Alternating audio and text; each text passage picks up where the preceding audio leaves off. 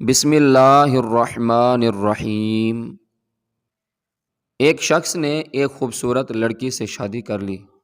بہت محبت کرتا تھا اپنی بیوی سے، مگر ایک دن اس لڑکی کو جلد کی کوئی بیماری لگ گئی، جس سے اس کی خوبصورتی روز بروز گھٹتی جا رہی تھی۔ ایک دن اس کا شوہر کسی سفر پر نکلا، واپس آتے ہوئے اسے حادثہ پیش آیا، جس میں اس کی دونوں آنکھیں جاتی رہیں۔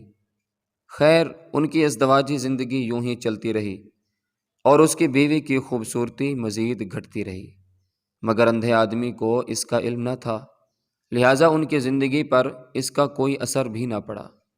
دونوں ایک دوسرے کو پہلے کی طرح چاہتے تھے اور ایک دوسرے کا خیال بھی رکھتے تھے۔ خدا کا کرنا ایسا ہوا کہ ایک دن اس لڑکی کا انتقال ہو گیا۔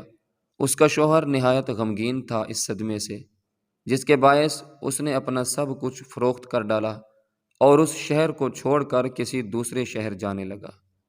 جاتے ہوئے راستے میں ایک شخص نے پیچھے سے آواز دی اور کہنے لگا، اکیلے کیسے جاؤ گے؟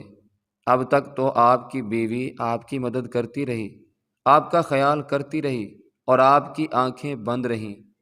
اندھے آدمی نے جواباً کہا، میں اندھا نہیں تھا، مگر اسے ایسے دکھا رہا تھا جیسے میں اندھا ہوں، کیونکہ اگر اسے یہ پتہ ہوتا کہ میں اس کی بدصورتی دیکھ سکتا ہوں تو یہ احساس اس کی بیماری سے اسے زیادہ تکلیف دیتا، اس لیے میں نے اندھے ہونے کا ڈرامہ کیا۔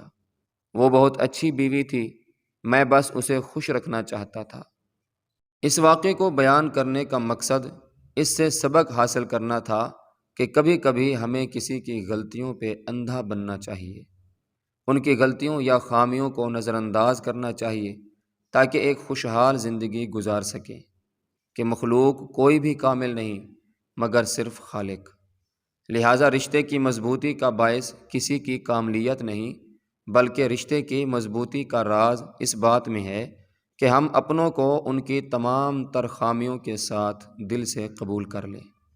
اللہ پاک ہم سب کو عمل کی توفیق عطا فرمائے، آمین۔ ایک بار محبت سے درود شریف پڑھ لیجئے، صلی اللہ تعالی علیہ وآلہ وسلم۔